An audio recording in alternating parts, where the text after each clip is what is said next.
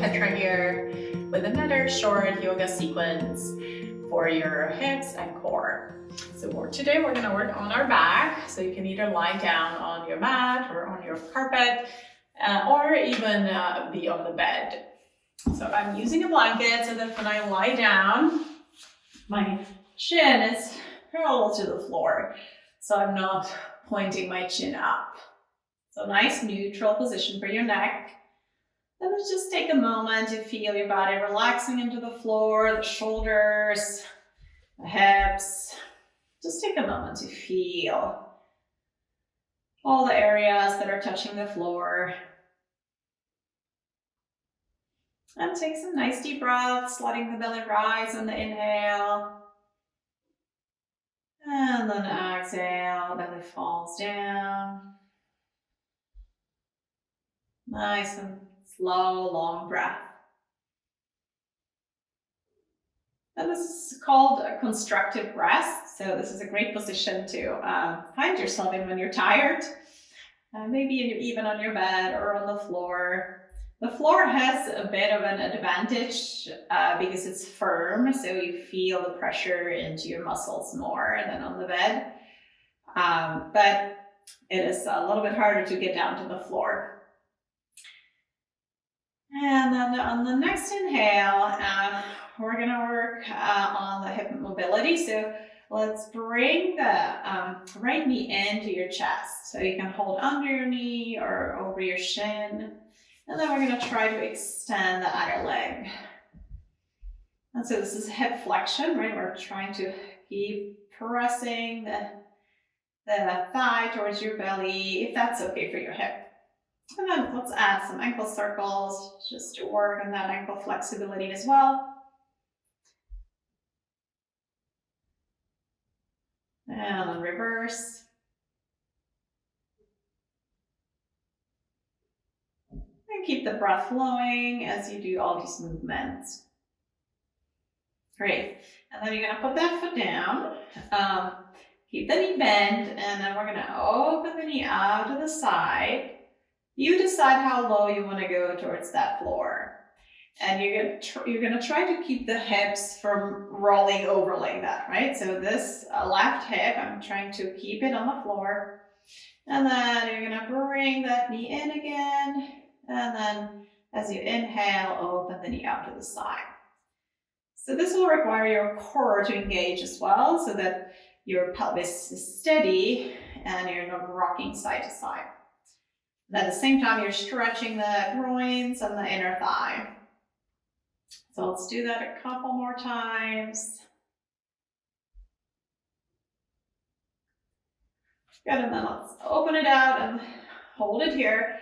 If possible, you can bring the arms into an overhead position. So this is basically a tree pose. Normally it's done standing, but so one leg bent and your foot is close to your knee or maybe your calf. And then you're just holding that pose for a few breaths. A nice big stretch. Try to activate the left leg by pointing the toes up towards the ceiling, so your foot will be flexed.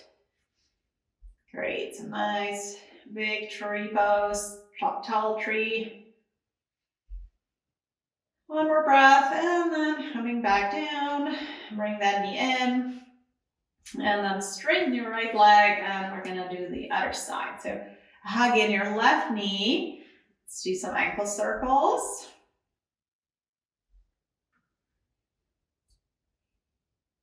And then, so that right leg is trying to stay straight, right? So you will feel a little bit of a stretch in the front of the hip if you really straighten that leg. And then reverse, go the other direction.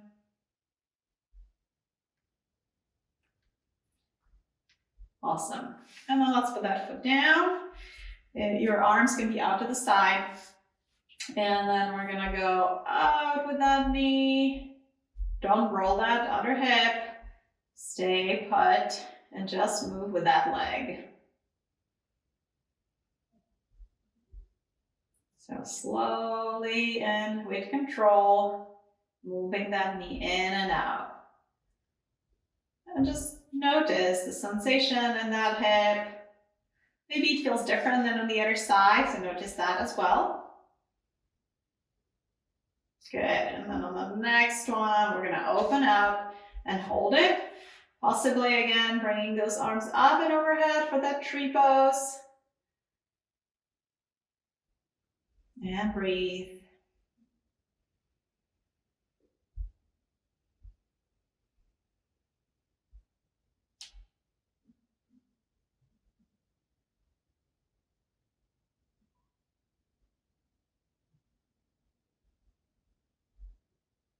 Great.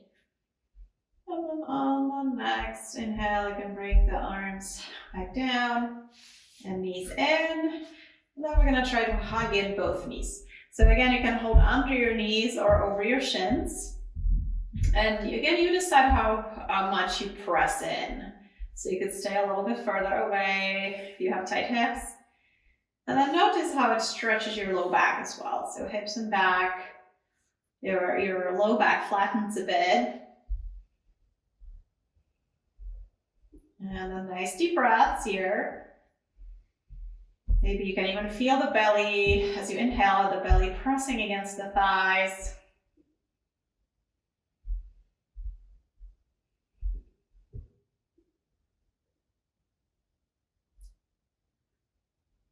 Great. Right, so the next one will be what I call toe taps. So you're gonna, again, keep your arms down. And then you have several options. So you can either do one foot down and then one foot taps and do it just with one foot. So you're tapping a little bit away from your hips, keeping the core engaged.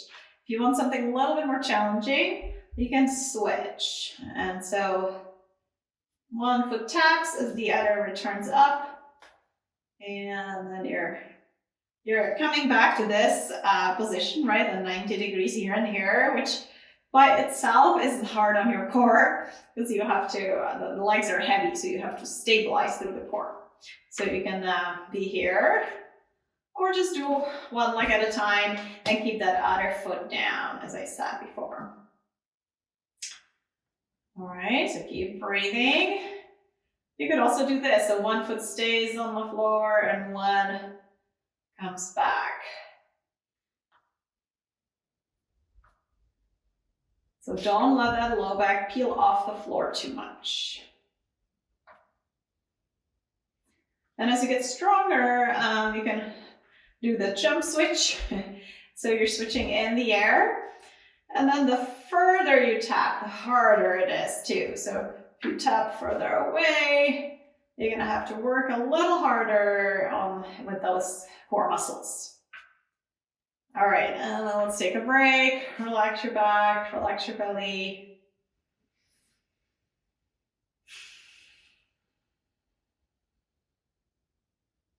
And so these exercises that we're doing are great for strengthening those deep belly muscles, deep core muscles that stabilize you. So it's not as much the six pack, which is more a superficial muscle, but the transversus abdomini and all those deep belly muscles that help protect your spine as well, because they provide that support. All right, another core exercise. So again, arms are by your sides, knees together, and then you're trying to do a circle. So knees stay together, feet together. Then you start with slow circles, small ones. And then progressively, you can make them a little bigger. Again, engaging that core. So your muscles will be kind of firm. And then reverse, go the other direction. Keep the breath flowing.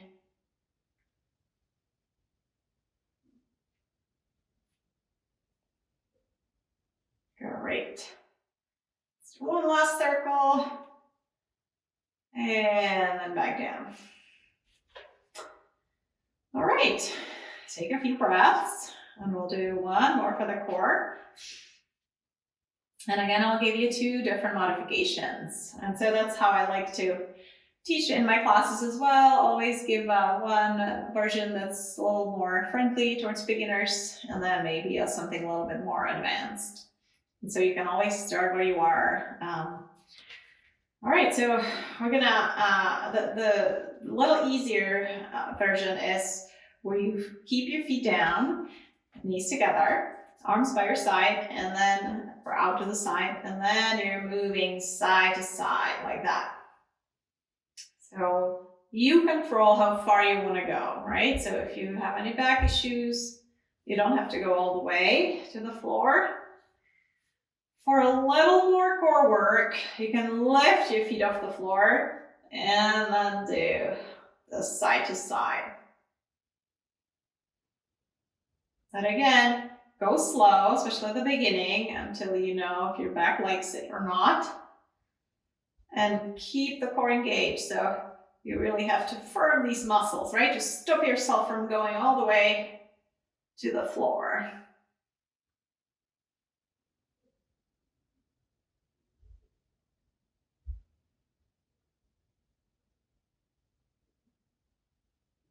Excellent. And then back to center. All right, again, take a few breaths just to relax your belly.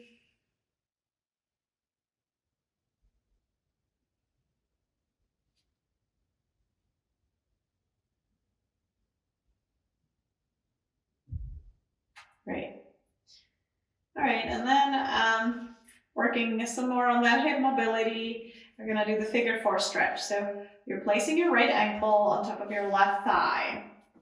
And again, you can stay here, or if you want a little more sensation and deepen the hip, you can bring the left leg closer to you, and then you'd grab under your left thigh and then hold. So either here with your left foot down or left foot off the floor,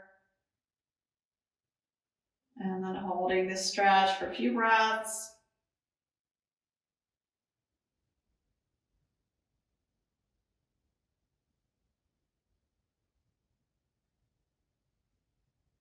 And again, notice any sensation in the hip or in any other, like you should not feel too much pain in the knee. So if you feel pain in the knee, you need to readjust and maybe just keep your leg there. And then if you're here, you could try creating a little more space in the hip by maybe starting with just the thumb and pressing in the thigh away from your hip to create a little more space here. Or maybe with the root of the palm. But again, no forcing of anything, especially if it hurts. Just a stretch. Okay, and then we'll switch legs.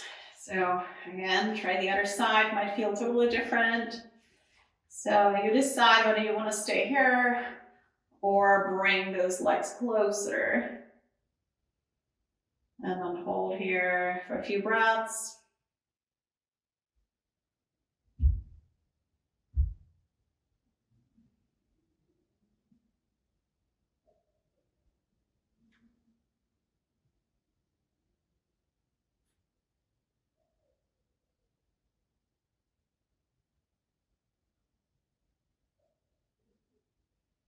Great.